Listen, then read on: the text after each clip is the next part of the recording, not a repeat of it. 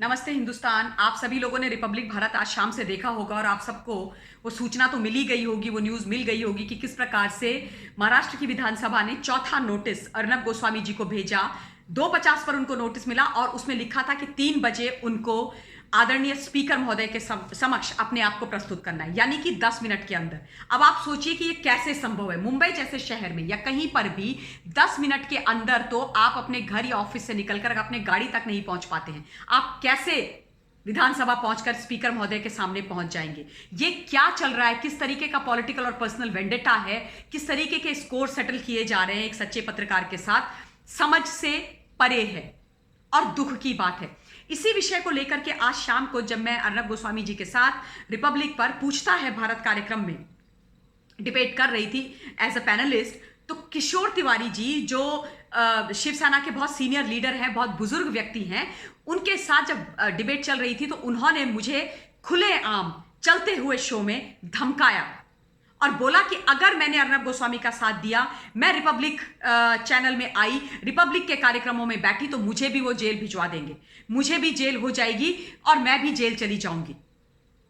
सोच रहे हैं आप, समझ रहे हैं आप कि किस तरीके की बात की जा रही है? खुलेआम सच के साथ अगर आप खड़े हो, आप सच्चाई की, ईमानदारी की, कानून की लड़ाई लड़ रहे हो, चाहे वो सुशांत की हो, अर्नब गोस्वामी के साथ खड़ी होने की बात हो, नार्कोटिक्स की बात हो, दिशा की बात हो, तो आपको धमकाया जाएगा और आपको बोला जाएगा कि आप जेल चले जाओगे। ये मतलब ये कौन सी आपकी व्यवस्था है? किस तरीके का रूप है? इसलिए तो मैं आप लोगों को फासिस्ट सरकार बुलाती हूं, इसलिए मैं आपको दमनकारी सरकार बुलाती हूं, इसलिए आप लोगों को ऑटोक्रेटिक सरकार बुलाती हूं मैं, और सारे लोग बुलाते हैं। जो सच बोलेगा उसको आप जेल में डलवा दोगे, जेल भेजने की, जेल में डलवाने की धमकी देंगे आप खुलेआम 130 करोड़ की जनता के सामने नेशनल टेलीविजन के ऊपर एक चलते हुए शो में। भिजवाइए सर, भिजवाइए। क्या गलती करी है? सच का साथ, कानून का साथ, न्याय का साथ, संविधान का साथ देना गलती है। हिंदुस्तान की जनता के साथ खड़े होना गलती है। आपकी अगर कोई गलत चीज के ऊपर आपसे प्रश्न किया जाएगा तो आप डराएंगे, धमकाएंगे, ये करवाएंगे। अब आप किशोर जी कहते हैं कि वो उद्धव जी के बहुत अच्छे मित्र हैं, उन्होंने ये क्लेम किया है और कहते हैं कि वो पत्र आदि लिख करके उन्हें सलाह देते हैं। तो ये सलाह देंगे अब आपकी ममता काले को जेल में डलवा दो। और आप क्या सोचेंगे? मैं डर जाऊंगी? मैं नहीं जाऊंगी, मैं सच का साथ नहीं दूंगी, मैं अर्नब का साथ नहीं दूंगी। गलत सोच रहे हैं आप। मैं सच के साथ थी, हूं और रहूंगी। कभी नहीं छोड़ूंगी ये सच की लड़ाई में। लेकिन हिंदुस्तान की जनता, ये तय अब आप लोगों को करना है। देखिए आप किस तरीके का व्यवहार किया जा रहा है। गंदी शब्दावली का इस्तेमाल किया जाता है, बोला जाता है कि तुम भाड़े के लोग हो। भाड़े के लोग हैं, बिकाऊ नहीं है हम, पेड पैनलिस्ट नहीं है। सच्चाई के लिए अपनी आवाज बुलंद करते हैं, क्योंकि सच्चाई का साथ देंगे, ये कसम खाई है हमने।